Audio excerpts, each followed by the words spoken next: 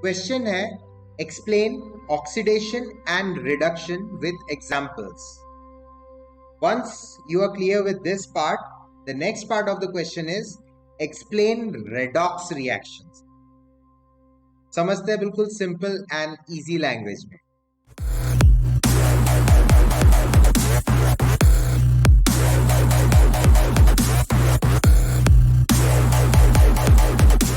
तो देखो, ऑक्सीडेशन जो प्रोसेस होता है उसमें या तो हम ऑक्सीजन ऐड करते हैं या तो हम हाइड्रोजन रिमूव करते हैं या तो सब्सटेंस लूजेस इलेक्ट्रॉन्स.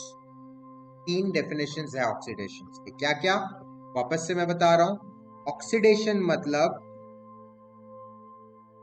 या तो आप ऑक्सीजन ऐड करो, प्लस O2 लिख दिया मैं, किसी भी सब्सटेंस में ऑक्सीजन रिएक्ट करा दो, ऐड कर दो तो प्लस O2, या तो फिर आप हाइड्रोजन रिमूव करो, किसी सब्सटेंस पे हाइड्रोजन है उसको हटा दो, तो रिमूवल ऑफ हाइड्रोजन. तो मैं रिमूवल को माइनस से दिखाऊंगा, हाइड्रोजन रिमूवल ऑफ हाइड्रोजन, या फिर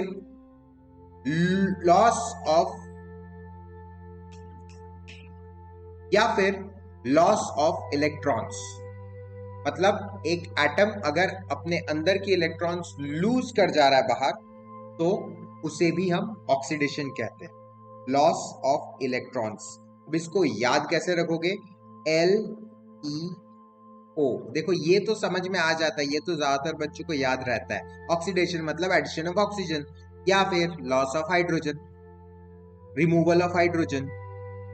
बट मेन जो याद रखने में दिक्कत आती है वो है लॉस ऑफ इलेक्ट्रॉन या गेन ऑफ इलेक्ट्रॉन. तो इस चीज को याद रखने के लिए लियो याद रखो, LEO, लियो, लैन को बोलते हैं, ठीक है, लियो. तो loss of electron is called oxidation. याद रहेगा, LEO, loss of electron is called oxidation. ये तीन डेफिनेशंस है ऑक्सीडेशन के, ठीक है.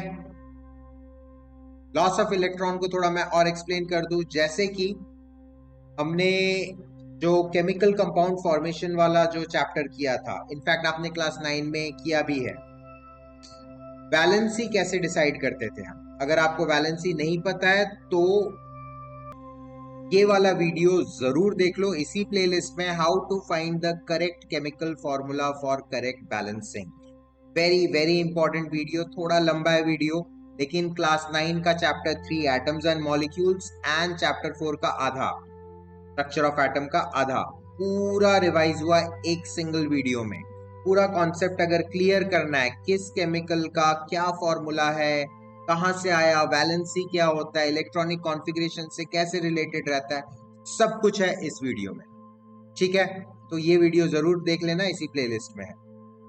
तो अगर आपने ऑलरेडी ये वीडियो देखा हुआ है तो आपको पता होगा कि सोडियम या मैग्नीशियम या फिर एल्यूमिनियम जैसे जो भी मेटल्स होते हैं, उनके पास या तो 1 या तो 2 या तो 3 वैलेंस इलेक्ट्रॉन्स होते हैं. वैलेंस इलेक्ट्रॉन्स आई होप आपको पता है, नहीं पता है तो वीडियो देख लो. ये सब कॉन्सेप्ट क्लियर होना जरूरी है. आप 10th में हो, you can not just forget 9th का कॉन्सेप्ट लेके चलना होगा, ठीक है. तो वैलेंस इलेक्ट्रॉन 1, 2 या फिर 3 होते हैं मेटल्स के पास. And metals always prefer to donate electrons या फिर लूज इलेक्ट्रॉन्स, डोनेट या फिर lose electrons and form positive ions. Donate electron करके क्या बन जाते हैं मेटल्स? मेटल्स बन जाते हैं पॉजिटिव आयंस. पॉजिटिव आयंस को क्या बोलते हैं? कैटायंस. ये सारा कुछ उस वीडियो में बताया मैंने, ठीक है. Metals donate electrons, loose electrons and form positive ions which are called cations. तो सारे के सारे मेटल्स जो होते हैं वो क्या करते हैं? लूजिंग इलेक्ट्रॉन को क्या बोलते हैं? मैंने अभी बताया आपको, लूजिंग इलेक्ट्रॉन को क्या बोलते हैं?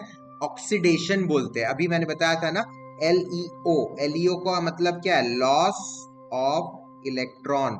यार कॉपी में नोट्स बनाते रहो, सिर्फ वीडियो देखने से कुछ फायदा नहीं होगा, ठीक है. आप टाइम वेस्ट कर रहे हो अपना.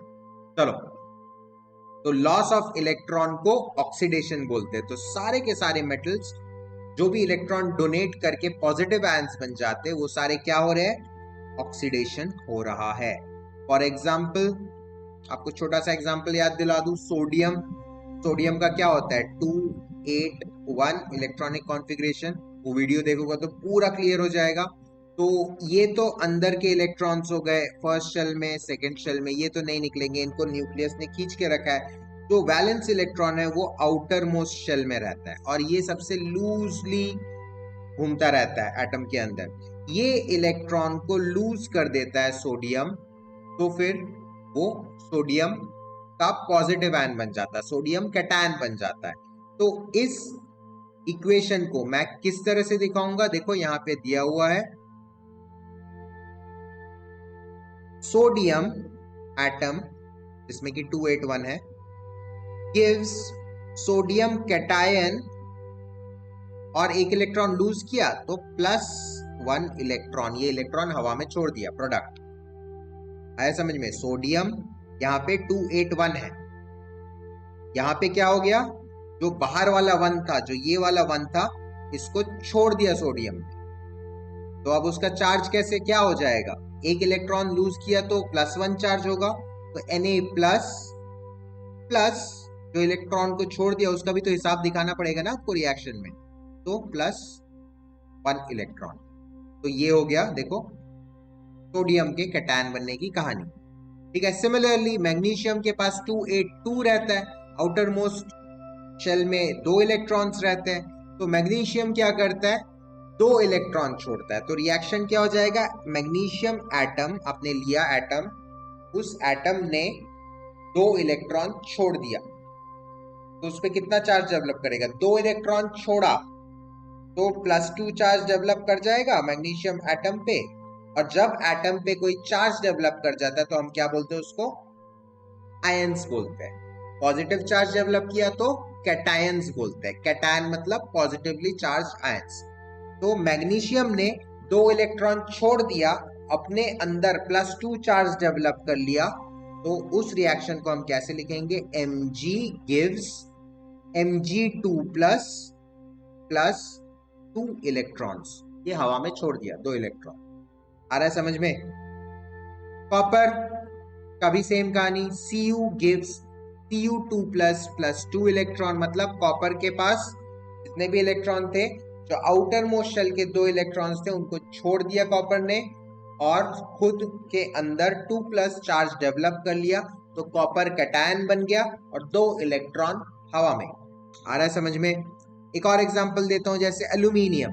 एल्यूमिनियम का होता है 283, तो एल्यूमिनियम क्या करेगा, 3 इलेक्ट्रॉन है, एल्यूमिनियम का होता है 283, तो एल्यूमिनियम बाहर के 3 इलेक्ट्रॉन्स लूज कर देगा, हवा में छोड़ देगा। तो एल्यूमिनियम में कितना चार्ज डेवलप होगा, Al3+ हो जाएगा, 3 इलेक्ट्रॉन छोड़ दिया तो 3+ चार्ज डेवलप हुआ, और 3 इलेक्ट्रॉन का भी हिसाब दिखाना है, तो वो कहाँ गया, हवा में गया, 3 इलेक्ट्रॉन। ये सारे के सारे किसके एग्जाम्पल्स हो गए, ऑक्सीडेशन के एग्जाम्पल्स हो गए। आया समझ में। अच्छा, इसके अलावा जो दूसरे जो डेफिनेशंस पर है, addition of oxygen, removal of hydrogen, वो भी इधर दिखाया हुआ है मैंने। देखो 2Mg + O2 gives 2MgO। अच्छा, ये बहुत इंपॉर्टेंट रिएक्शन है। मैग्नीशियम रिबन, ये क्या है, मैग्नीशियम रिबन, ठीक है, Mg। मैग्नीशियम रिबन को जब हम जलाते हैं तो हमें मैग्नीशियम ऑक्साइड मिलता है, ये वाइट कलर का होता है, वाइट कलर का ऐश जो मिलता है वो मैग्नीशियम ऑक्साइड का होता है, प्लस हीट मिलता है, और इसमें वाइट कलर का फ्लेम बनता है। क्या फ्लेम बनता है, वाइट फ्लेम। मैं अलग से इसको थोड़ा बड़ा करके लिख दे रहा हूं ताकि आप नोट डाउन कर सको, ठीक है। मैग्नीशियम रिबन को, ये रिबन के फॉर्म में होता है, ऐसे पतला स्ट्रिप्स जैसा होता है, ठीक है, उसको काटो, टोंग से पकड़ो, हाथ से मत पकड़ो, हाथ जल जाएगा, इतना जोर से आग लगेगा। मैग्नीशियम का रिबन है, मैं आपको दिखा देता हूँ। ये देखो ऐसे होता है मैग्नीशियम रिबन, ठीक है, पतला सा रिबन, इसमें से काट के थोड़ा सा छोटा सा पार्ट चाहिए आपको। अब ये देखो यहाँ पे देखो, टोंग से मैग्नीशियम रिबन को पकड़े हो, हाथ से मत पकड़ना, जल जाएगा। और आग के ऊपर रखे तो मैग्नीशियम जलने लगता है। ठीक है, और देखो व्हाइट कलर का डैzzling व्हाइट फ्लेम होता है, और इसका जो ऐश बनता है वो भी व्हाइट कलर का होता है। ठीक है, तो वेरी इंपॉर्टेंट रिएक्शन ये आपके बुक में भी है। ठीक, तो मैग्नीशियम प्लस O2, बर्निंग मतलब क्या, O2 मैंने बोला, कंबशन मतलब O2। Magnesium plus O2 gives magnesium oxide, MgO। Formula कैसे आया, फॉर्मूला वाला वीडियो देखो। अब बैलेंस करना पड़ेगा इसमें, क्योंकि देखो यहाँ पे तो ऑक्सीजन 2 है, इधर एक ही है, तो बैलेंस कैसे होगा, बैलेंसिंग वाला वीडियो देख लेना आप। तो उसमें क्या हो जाएगा, 2mg plus O2 gives 2mgO। ये व्हाइट कलर का ऐश होता है, और यहाँ पे काफी ज्यादा हीट निकलता है, आपने देखा, व्हाइट कलर का फ्लेम होता है, white flame, dazzling flame, white dazzling flame. And magnesium को थोड़ा आपको साफ करना पड़ता है, जलाने से पहले उसका रिबन को थोड़ा साफ करना पड़ता है सैंड पेपर से। सैंड पेपर तो पता ही होगा क्या होता है, खुरदुरा सा होता है, उससे थोड़ा साफ कर लो। क्यों, क्योंकि मैग्नीशियम के ऊपर अगर पहले से ही मैग्नीशियम ऑक्साइड का लेयर, ऑक्सीजन तो एटमॉस्फेयर में है, आपने एटमॉस्फेयर में हवा में रख दिया, ऑक्सीजन रिएक्ट कर गया, लेकिन जला नहीं, तो ऑलरेडी एक पतला सा मैग्नीशियम ऑक्साइड का लेयर होता है। मान लो ये आपका रिबन है, इसके ऊपर एक पतला सा मैग्नीशियम ऑक्साइड का लेयर होगा। तो इस लेयर के कारण आपका मैग्नीशियम रिबन, ये मैग्नीशियम ऑक्साइड का लेयर है। ठीक है, तो इस लेयर के कारण आपका मैग्नीशियम ठीक से जलेगा नहीं, इसलिए इस एक्सपेरिमेंट से पहले इसको अच्छे से क्लीन करना पड़ता है ताकि ये लेयर हट जाए, और उसके बाद एक्सपेरिमेंट करो, एकदम व्हाइट डैzzling फ्लेम आएगा। आया समझ में? तो ऑक्सीडेशन, और भी ऑक्सीडेशन के बहुत सारे एग्जांपल होते हैं, जैसे कि कार्बन प्लस ऑक्सीजन। पेपर को आपने लेके जला दिया, लकड़ी को जला दिया, आपको क्या मिलेगा, कार्बन डाइऑक्साइड मिलेगा। ठीक है, तो ऐसे बहुत सारे ऑक्सीडेशन के एग्जाम्पल्स होते हैं। आयरन को आप ऑक्सीडाइज कर देते हो, ये बहुत स्लो ऑक्सीडेशन होता है, क्योंकि आयरन बहुत ज्यादा रिएक्टिव नहीं होता है, रिएक्टिविटी सीरीज में बीचों बीच कहीं पे आता है। तो इसको अगर आप बैलेंस करोगे तो 4Fe प्लस, सॉरी यहाँ पे O2 होगा, तो 4Fe plus 3O2 gives 2Fe2O3। देखो 4 आयरन हो गए एंड 6 ऑक्सीजन हो गया। ये रस्टिंग का रिएक्शन है, हालांकि इसमें हल्का सा वाटर भी रखता है। रस्टिंग थोड़ा कॉम्प्लेक्स सब्सटेंस होता है, बट हाँ, आयरन को ऑक्सीडाइज करने का ये रिएक्शन होता है। ठीक है, तो ये रेडिश ब्राउन कलर का होता है, ये भी काफी इंपॉर्टेंट है। हाँ, ये रेडिश ब्राउन कलर का, जंग का क्या रंग होता है, रेडिश ब्राउन ही होता है ना, रेडिश ब्राउन। कलर्स लिखते रहो, नोट्स बनाते रहो, रिएक्शंस लिखते रहो, बैलेंसिंग करते रहो। ठीक है, चलो, तो ये हो गया आयरन का ऑक्सीडेशन। नेक्स्ट है रिमूवल ऑफ हाइड्रोजन, वो भी ऑक्सीडेशन होता है ना। तो H2S प्लस Cl2 गिव्स, क्या देगा, ये HCl बना देगा। देखो आप इसमें से हाइड्रोजन हटा दोगे और हटा के इसके साथ जोड़ दोगे, तो क्या बना देगा, ये HCl प्लस सल्फर एटम। आ रहा है समझ में? अब थोड़ा सा बैलेंस कर दो इसको, तो बैलेंस करने से क्या हो जाएगा, H2S और Cl2, तो 2HCl बना यहाँ पे, और S आपका अलग से बाहर रह गया, सल्फर एटम। तो क्या हुआ बेसिकली, देखो आप अगर ध्यान से देखोगे, हाइड्रोजन सल्फाइड, इस गैस को हाइड्रोजन सल्फाइड बोलते हैं। इसका कैरेक्टरिस्टिक स्मेल होता है रॉटन एग स्मेल। ठीक है, और क्लोरीन का पंजेंट स्मेल। सल्फर होता है येलो कलर का, प्योर जो सल्फर होता है। ठीक है, और HCl तो गैस बन के निकल जाता है। तो H2S प्लस Cl2, देखो इसमें क्या हुआ, इसमें से हाइड्रोजन निकल गया है ना, तो तभी तो सल्फर बचा सिर्फ। और हाइड्रोजन निकल के जाके ऐड हो गया क्लोरीन के साथ। ठीक है, तो ये एक ऑक्सीडेशन का एग्जाम्पल हो गया। ठीक, आगे देखें तो बहुत ज्यादा इंपॉर्टेंट है ऑक्सीडेशन का, ये नोट्स लिख लो। Oxidation is addition of oxygen या रिमूवल ऑफ हाइड्रोजन या फिर loss of electron, very important. अब चलते हैं रिडक्शन। रिडक्शन ऑक्सीडेशन का जस्ट उल्टा होता है। इसमें या तो आप ऑक्सीजन को रिमूव करते हो, तो मैं रिमूवल के लिए माइनस साइन लगा रहा हूं, या तो फिर आप हाइड्रोजन को ऐड करते हो, या तो फिर आप गेन ऑफ इलेक्ट्रॉन्स करते हो, GER, मतलब gain of electrons is called reduction. आया समझ में? ठीक है, तो देखो इसमें जस्ट उल्टा हो गया। अब इसके भी एग्जाम्पल्स देख लेते हैं। Removal of oxygen, addition of hydrogen या फिर गेन ऑफ इलेक्ट्रॉन्स का। पहले तो मैं GER, जर्मनी, देखो जर्मनी, तो गेन ऑफ इलेक्ट्रॉन्स का एग्जाम्पल बता देता हूं। जैसे कि हमने देखा मेटल्स में वो इलेक्ट्रॉन लूज करके कैटायंस बना देते हैं, क्योंकि मेटल्स के पास 1, 2 या 3 वैलेंस इलेक्ट्रॉन होता है। वैसे ही नॉन मेटल्स के पास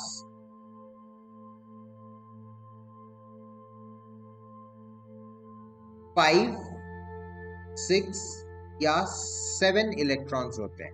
8 भी होते हैं, लेकिन 8 तो खैर इनर्ट गैस ही हो गए, तो 8 को छोड़ दो। 5, 6 या 7 इलेक्ट्रॉन्स ये नॉन मेटल्स के पास होते हैं। ठीक है, 4 और 8 ही होते हैं, बट अभी फिलहाल हम लोग उसको नहीं लेंगे, वो थोड़े डिफरेंट टाइप के नॉन मेटल्स होते हैं। ठीक है, तो अभी फिलहाल वो नहीं लेंगे हम, अभी 5, 6, 7 इलेक्ट्रॉन्स वाले लेते हैं। अब ये क्या करते हैं, इनके लिए 5 इलेक्ट्रॉन डोनेट करने से ज्यादा आसान होता है कि 3 इलेक्ट्रॉन लेके अपना ऑक्टेट कंप्लीट कर लो। अगर ये सब बातें समझ में नहीं आ रही है तो how to form the correct chemical formula वाला वीडियो देखो, पूरा 9th का 1.5 चैप्टर का रिवीजन है, देखोगे तो समझ में आ जाएगा। ठीक है, तो 5 इलेक्ट्रॉन्स वाले नॉन मेटल्स के लिए इजियर ऑप्शन रहता है कि 3 इलेक्ट्रॉन ले ले और 8 बना दे, octet law. Outermost shell में देखो सारे एटम्स 8 इलेक्ट्रॉन्स चाहते हैं, लाइफ सेट हो जाता है 8 इलेक्ट्रॉन अगर आउटर मोस्ट शेल में है। तो 5 वाले को कितना, 3 लेना पड़ेगा तभी 8 होगा। 6 वाले को कितना, 2 लेना पड़ेगा तभी 8 होगा। 7 वाले को कितना, 1 लेना पड़ेगा तभी 8 होगा। आ रहा है समझ में? तो ये सारे नॉन मेटल के जो एटम्स होते हैं वो इलेक्ट्रॉन गेन करते हैं, और इलेक्ट्रॉन गेन करने से कितना चार्ज होगा। मान लो कोई 3 इलेक्ट्रॉन गेन कर रहा है, बाहर इलेक्ट्रॉन्स ऐसे ही घूम रहे हैं, ऐसे ही रैंडम। एटम है, एटम को स्टेबल होना है, कितना, 3 इलेक्ट्रॉन लेके बाहर से इलेक्ट्रॉन जा रहा है, जा रहा है, जा रहा है, जा रहा है, ये पकड़ा अंदर, ये पकड़ा अंदर, ये पकड़ा अंदर, 3 इलेक्ट्रॉन ले लिया, तो उसके अंदर कितने चार्ज हुए, 3 माइनस हो गए चार्ज। ठीक है, तो अगर 3 इलेक्ट्रॉन ले रहा है तो 3 माइनस, 2 इलेक्ट्रॉन लेता तो 2 माइनस, 1 इलेक्ट्रॉन लेता तो 1 माइनस। ठीक है, इस तरह से उसका चार्ज नेगेटिव की तरफ हो जाता है। ऐसे आयंस को, जो नॉन मेटल जो ऐसे वाले आयंस बनाते हैं, नेगेटिव आयंस जो बनाते हैं, इनको बोला जाता है एनायंस। एनायंस, नेगेटिव आयंस को एनायंस बोला जाता है। ठीक है, जस्ट इसको याद रखने का छोटा सा एक तरीका मैं बाद में बता दूंगा। ठीक है, तो ये प्रोसेस को, non metal atom, atom neutral होता है, बाहर से इलेक्ट्रॉन पकड़ा, गेन ऑफ इलेक्ट्रॉन किया और खुद नेगेटिव आयन बन के बैठ गए, इस प्रोसेस को बोलते हैं रिडक्शन। इस प्रोसेस को रिडक्शन कहते हैं। ठीक है, अब मैं एक छोटा सा ट्रिक बता दूं जल्दी से। एनायंस नेगेटिव होते हैं, कैटायंस पॉजिटिव होते हैं, कैसे याद रखोगे। एनायंस 2 N है, देखो 2 N है, मतलब नेगेटिव है, नेगेटिव में भी N होता है, और इसका ऑपोजिट होता है कैटायन। तो एनायन नेगेटिव है तो कैटायन क्या होगा, पॉजिटिव ही होगा। ऐसे करके आप याद रख सकते। ठीक है, चलो कुछ एग्जांपल्स देखते हैं। जैसे कि पहले तो मैं गेन ऑफ इलेक्ट्रॉन्स वाला एग्जांपल बता देता हूं आपको। फॉर एग्जांपल क्लोरीन, क्लोरीन के पास होते हैं 287 इलेक्ट्रॉन्स। अगर आप इलेक्ट्रॉनिक कॉन्फ़िगरेशन देखोगे 287, आउटर मोस्ट शेल हो गया ये। कितने चाहिए स्टेबल होने के लिए? 8 चाहिए। तो क्लोरीन को कितना इलेक्ट्रॉन लेना पड़ेगा बाहर से? उसके पास 7 ऑलरेडी है, 8 चाहिए, तो एक इलेक्ट्रॉन बाहर से लेगा क्लोरीन। एक इलेक्ट्रॉन लेगा तो क्लोरीन क्या बन जाएगा? Cl1 माइनस बन जाएगा, -1 चार्ज आ जाएगा उसमें। ठीक है, तो ये क्या हो गया? क्लोरीन रिड्यूस हो गया टू क्लोरीन एनायन। आया समझ में? सल्फर का देखते हैं। सल्फर का देखो यहाँ पे भी एग्जांपल दिया हुआ है। सल्फर का होता है 286, आउटर मोस्ट शेल में चाहिए 8, उसके पास 6 है। कितने लेने हैं? 2 इलेक्ट्रॉन लेने पड़ेंगे। तो sulphur plus 2 electrons gives S। 2 electron लिए तो कितना चार्ज? 2 माइनस। आ रहा है समझ में? यहाँ पे भी केमिकल रिएक्शन मैं लिखना भूल गया, लिख देता हूं जल्दी से। Cl प्लस 1 इलेक्ट्रॉन, बाहर से 1 इलेक्ट्रॉन लिया तो क्या बन गया? Cl1 minus. आ रहा है समझ में केमिकल रिएक्शन कैसे हो रहा है? ऑक्सीजन का क्या होगा जल्दी से बताओ? ऑक्सीजन हो गया आपका, ऑक्सीजन का होता है 2,6, ठीक है, एटॉमिक नंबर 8 होता है। ऑक्सीजन को कितना चाहिए? 6 है, इसके पास 8 चाहिए, तो कितना इलेक्ट्रॉन लेना पड़ेगा? 2 इलेक्ट्रॉन लेना पड़ेगा। तो oxygen plus 2 electron gives O2 minus. 2 electron लेगा तो 2 माइनस साइन हो जाएगा, ऑक्साइड आयन बोलते हैं इसको। तो ये हो गया ऑक्सीजन का रिडक्शन। ठीक है, एक और बता देता हूं, जैसे नाइट्रोजन। नाइट्रोजन का होता है 2,5, एटॉमिक नंबर 7 होता है। तो कितना चाहिए? 8 चाहिए उसको। आउटर मोस्ट शेल में है कितने? 5 उसके पास। तो कितने इलेक्ट्रॉन लेगा बाहर से? 3 इलेक्ट्रॉन लेगा। तो N प्लस 3 इलेक्ट्रॉन्स गिव्स क्या देगा? 3 इलेक्ट्रॉन लिया तो N3 माइनस आयन देगा। इसको बोलते हैं नाइट्राइड आयन, नाइट्राइड, IDE। ठीक है, वो वाला वीडियो देखोगे तो आपको सारे आयंस याद रहेंगे। तो इस तरह से रिडक्शन के कई सारे मैंने एग्जांपल्स दे दिया, तो आपको समझ में आ गया। Gain of electrons is called reduction. ठीक है, अब बाकी के भी मैं एग्जांपल्स दे देता हूं, जैसे कि एडिशन ऑफ हाइड्रोजन का एग्जांपल दे देता हूं। Chlorine 2 plus hydrogen gives 2HCl। Chlorine gas को अगर आप हाइड्रोजन गैस से रिएक्ट करा रहे हो, क्या कर रहे हो? एडिशन ऑफ हाइड्रोजन कर रहे हो। ठीक है, तो क्लोरीन गैस को आप अगर हाइड्रोजन से रिएक्ट करा रहे हो तो आपको क्या? 2HCl मिलेगा। तो आपने क्या किया? एडिशन ऑफ हाइड्रोजन किया। एडिशन ऑफ हाइड्रोजन को क्या बोलते हैं? रिडक्शन। तो आप क्या बोलेगा? Chlorine gas has been reduced to hydrochloric acid. आया समझ में? ठीक है, रिमूवल ऑफ ऑक्सीजन का एक एग्जांपल दे देता हूं, जैसे कि जिंक ऑक्साइड है मान लो आपके पास, उसको आप अगर कार्बन के साथ रिएक्ट कराओगे तो ऑक्सीजन जो है वो जिंक ऑक्साइड से निकल के कार्बन के साथ आके लग जाएगा। तो क्या हो जाएगा? Zn plus CO, carbon monoxide. आ रहा है समझ में? तो देखो क्या हुआ, जिंक ऑक्साइड से हमने ऑक्सीजन रिमूव कर लिया, तो क्या बोलेंगे हम? Zinc oxide got reduced to zinc. आया समझ में? ठीक है, तो जल्दी से मैं दोनों रिडक्शन एंड ऑक्सीडेशन का जो 3 पॉइंट्स लिखाया था वो लिख देता हूं। ये हो गया आपका reduction, -O2 plus H2 GeR, gain of electrons is called reduction.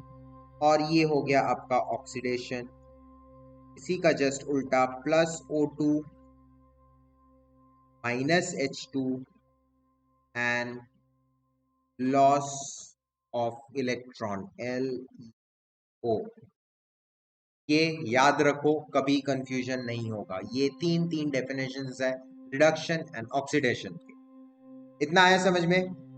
अब नेक्स्ट पार्ट है रेडॉक्स रिएक्शन। क्या होता है? रेडॉक्स होता है जब ये दोनों process at the same time parallelly चल रहे होते हैं एक ही रिएक्शन में।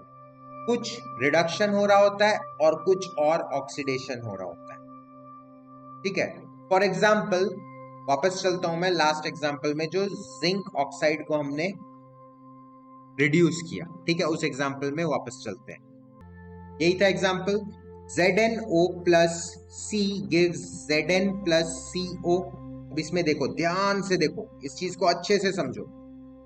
जिंक ऑक्साइड से तो आपने ऑक्सीजन हटा लिया और उसको बना दिया जिंक। किसी और कलर से कर देता हूं मैं ताकि आपको एकदम क्लियर हो जाए। ठीक है, तो ये क्या हो गया? रिमूवल ऑफ ऑक्सीजन था तो रिडक्शन हो गया, लिख देते हैं रिडक्शन।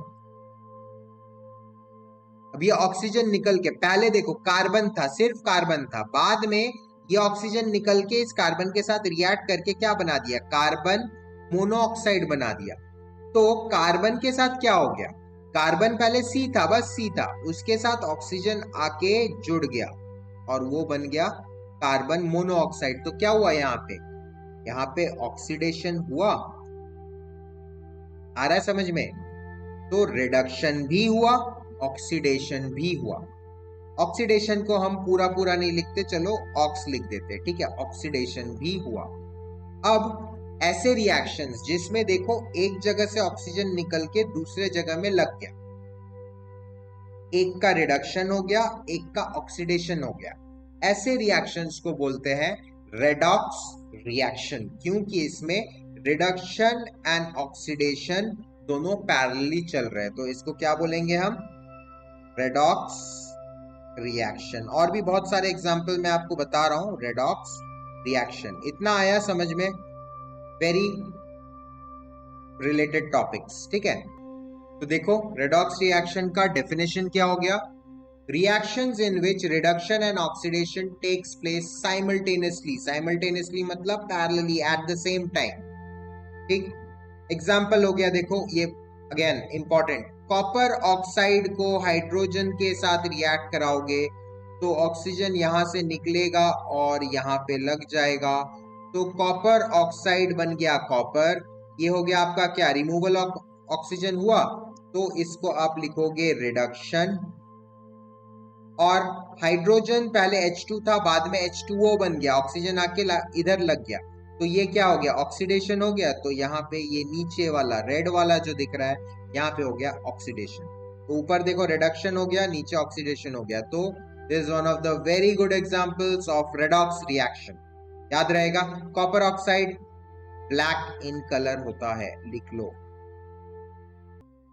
नेक्स्ट हो गया Fe3O4। Fe3O4 को मैग्नेटाइट भी बोलते हैं, मैग्नेटाइट। ठीक है, उसके साथ आपने H2 रिएक्ट कराया, 4H2, तो देखो ऑक्सीजन यहां से निकला और यहां जाके जुड़ गया, तो क्या हो जाएगा? 3Fe एंड 4 ऑक्सीजन जाके यहां जुड़ा तो 4H2O।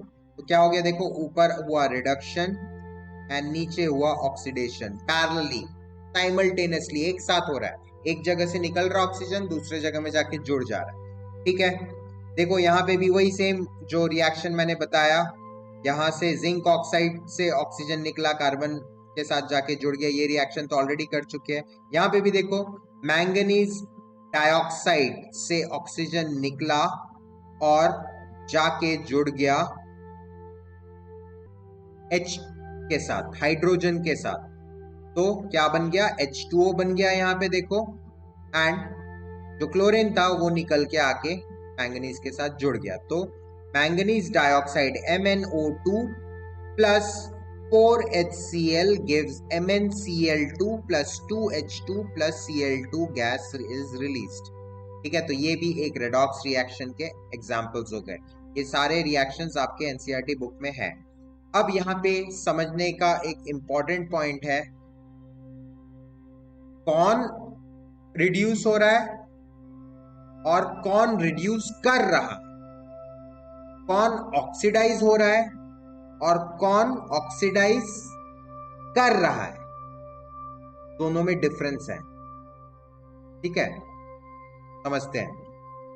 Oxidising agent, oxidising agent क्या होता है? जो ऑक्सीजन सप्लाई कर रहा है वो होता है oxidising agent. Oxidising agent oxygen supplier होता है। रिड्यूसिंग एजेंट क्या होता है? जो ऑक्सीजन को निकाल रहा है। तो रिड्यूसिंग एजेंट हो गया आपका ऑक्सीजन टेकर, जो ऑक्सीजन को ले रहा है दूसरे से। आ रहा है समझ में? दूसरे को रिड्यूस कर दे रहा है। ठीक, ये दोनों oxidising agent and reducing agent दोनों हमेशा रिएक्टेंट के ही पार्ट होते हैं। आपको ऑक्सीडाइजिंग एजेंट और रिड्यूसिंग एजेंट कभी भी प्रोडक्ट साइड में नहीं मिलेगा, ये हमेशा रिएक्टेंट साइड में ही मिलेगा। एक ऑक्सीडाइजिंग एजेंट होगा, रिड्यूसिंग एजेंट। आ रहा है समझ में? तो ऑक्सीडाइजिंग एजेंट ऑक्सीजन सप्लायर, जो ऑक्सीजन लाके दे रहा है रिएक्शन में। ठीक है, अच्छा थोड़ा सा और डिटेल्स पढ़ते हैं। Gives oxygen to another molecule, ये तो मैंने बोला ही। या फिर ये हाइड्रोजन दूसरे से निकाल भी लेता है, हमने पढ़ा ना ऑक्सीडेशन के कई सारे डेफिनेशन थे, 3 डेफिनेशन थे। तो रिमूव्स हाइड्रोजन, तो आप इसको हाइड्रोजन टेकर भी बोल सकते हो। दूसरे के पास हाइड्रोजन है, जो एलिमेंट आया दूसरे का हाइड्रोजन निकाल के खुद ले लिया, तो हाइड्रोजन टेकर या एक्सेप्टर लिख लो। टेकर अजीब सा वर्ड है, टेकर कुछ होता नहीं है इंग्लिश में, मैं ऐसे ही बना दिया। ठीक है, तो हाइड्रोजन एक्सेप्टर लिख लो, ये ले लेता हाइड्रोजन। यहां पे सिमिलरली आप देखो क्या हो गया, सप्लाईज हाइड्रोजन, तो हाइड्रोजन सप्लायर लिख दो इसको। नोट्स बनाते रहो यार, बिना नोट्स बनाए कोई मतलब नहीं। आप देख ही रहे हो इतना कुछ है। ठीक है, एक चैप्टर में, और ये सब बोर्ड के लेवल के क्वेश्चंस है, ये कोई बहुत हाईफाई कॉम्पिटिटिव के क्वेश्चंस नहीं है, ये सब एनसीईआरटी के क्वेश्चंस है। डेप्थ में समझने पड़ेगा आपको, अगर आप बोर्ड में भी अच्छा स्कोर करना चाहते हो, 90 प्लस लाना चाहते हो। ठीक है, तो रिड्यूसिंग एजेंट हो गया, या तो ऑक्सीजन ले लेगा या तो हाइड्रोजन सप्लाई करेगा, या तो गिव्स इलेक्ट्रॉन, क्योंकि हमने पढ़ा रिडक्शन मतलब क्या, GER भी था, gain of electrons is called reduction. तो ये इलेक्ट्रॉन लाके देता है, किसी को चाहिए क्या, चाहिए क्या इलेक्ट्रॉन, चाहिए ये ले। ठीक है, तो ये ले, जो इलेक्ट्रॉन दे दिए, क्या किए आप, अगले सब्सटेंस को रिड्यूस कर दिए इलेक्ट्रॉन देके। ठीक है, तो ये इलेक्ट्रॉन गिवर भी होते हैं। इलेक्ट्रॉन